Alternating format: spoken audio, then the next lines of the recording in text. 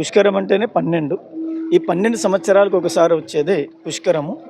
ఇది మనం పోయిన సంవత్సరం దీన్ని ఆరంభ పుష్కరాలు చేసుకున్నాం. ఈ యొక్క బృహస్పతి ఈ రాశి నుండి ఇంకో రాశికి మారుతున్నాడు. ఇది అంత్య పుష్కరం. ఇది అయిపోగానే మళ్ళీ ఎంబడి తెల్లారే, అంటే ఇది 1వ తారీఖు అయిపోతుంది. మళ్ళీ 2వ తారీఖు మనకి యమునా నది పుష్కరాలు యమునోత్రిలో మరియు మధురలో ప్రయాగరాజులో చేయడం జరుగుతుంది. ఇది అంత్య పుష్కరం, అది ఆరంభ పుష్కరము. ఇది ఇట్లా మనకున్న నదులల్లో ప్రతి సంవత్సరము ఏదో ఒక నదికి పుష్కరాలు రావడం జరుగుతుంది. ఇది గోదావరికి మాత్రమే అంత్య పుష్కరాలు ఉంటాయి. ఇప్పుడు మనము ఈ సరస్వతికి అంత్య పుష్కరాలు మన జగద్గురువులు నిర్ణయించి దీనికి అంత్య పుష్కరాలు చేయడం జరుగుతుంది. ఈ పుణ్యక్షేత్రంలో చేయడం అనేది మనకి సరస్వతి నది 3 చోట్ల ఉంది. 2 చోట్ల అంతర్వాహినిగా ఉన్నది.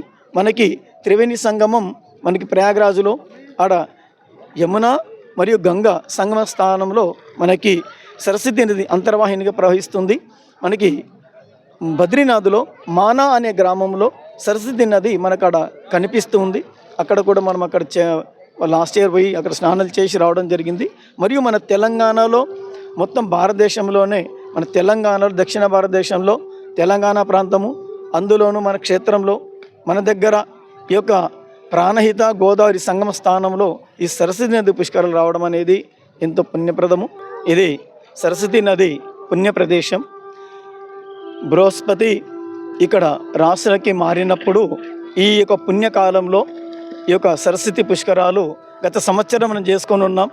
ఈ సంవత్సరము దాని అంత్యం, అంటే బృహస్పతి ఈ యొక్క రాశి నుండి ఇంకో రాశికి వెళ్ళిపోతున్నాడు కాబట్టి ఇది అంత్య పుష్కరం అంటారు.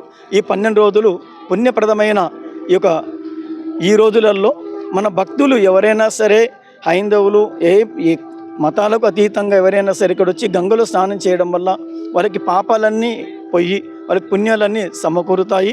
ఇక్కడ ముక్తేశ్వర స్వామి మరియు కాళేశ్వర స్వామి ఇద్దరి యొక్క సమక్షంలో సన్నిధిలో ఈ యొక్క నదీ సంగమంలో మనం స్నానం చేయడం అనేది, అది కూడా జగద్గురువులు ఆదిశంకరాచార్యులు వారి యొక్క సమక్షంలో స్నానం చేయడం అనేది ఎన్నో జన్మల పుణ్యప్రదము.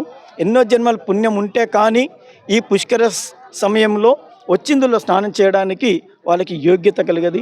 ఈ యొక్క యోగ్యత కలిగించినందుకు భగవంతునికి మేము సదా రుణపడి ఉన్నాము. మాది శ్రీశైలం నుండి మేము రావడం జరిగేసి శ్రీ దత్తసాయి మౌనస్వామి ఆధ్యాత్మిక ఆశ్రిత సేవా ఆశ్రమం మాది.